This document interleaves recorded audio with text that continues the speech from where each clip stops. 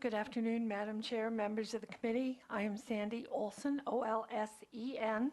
I'm a parent who actively participated in all aspects of my child's education in the classroom, at school board meetings, with the OPI, at Board of Education meetings, and at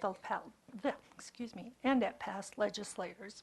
While I was working, striving to ensure my child was educated in a system that, consistent with Section 1 of this bill and the Constitution, truly develops the educational potential of each individual.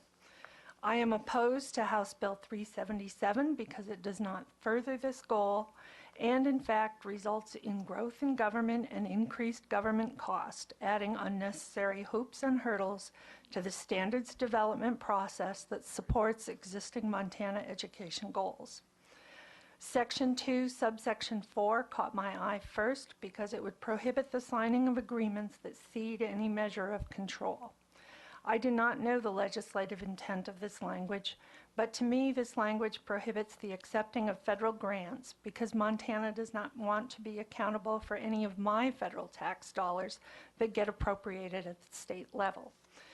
As both a state and federal taxpayer, I expect my taxes to be spent in a way that can be documented as accountable.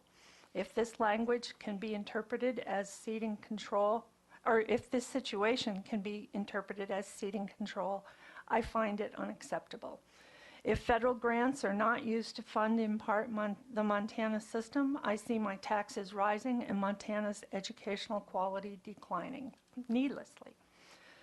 Subsection 5 appears to throw out the existing process for establishing standards by dictating what standards may or may not be developed. The existing process includes significant public involvement and provides for an analysis of fiscal impact. The legislature, similar to the public, has had access to this information, has been free to participate in the process, and should not be turning the process on its head for political reasons. Section 2, Section 3, and Section 5 create an Accreditation Standards Review Council charged with implementing standards development processes that duplicate existing Board of Public Education processes. The Accreditation Review Council is redundant with existing organizations. Specifically, it duplicates the processes required for the development of standards by the Board of Education. And this bill funds that duplication. I do not consider this a wise use of my tax dollars. In addition, it is a slap in the face of all of those people, such as those described in Section 3 of the bill, especially parents, students, and teachers, who have already participated in the standards development process across the state. I have no problem with Section 2, subsection 6, if the legislature wants to change responsibility for the fiscal analysis of standards from being a function of the Legislative and Local Government Subcommittee to being a function of unit of the executive branch in order to be more timely.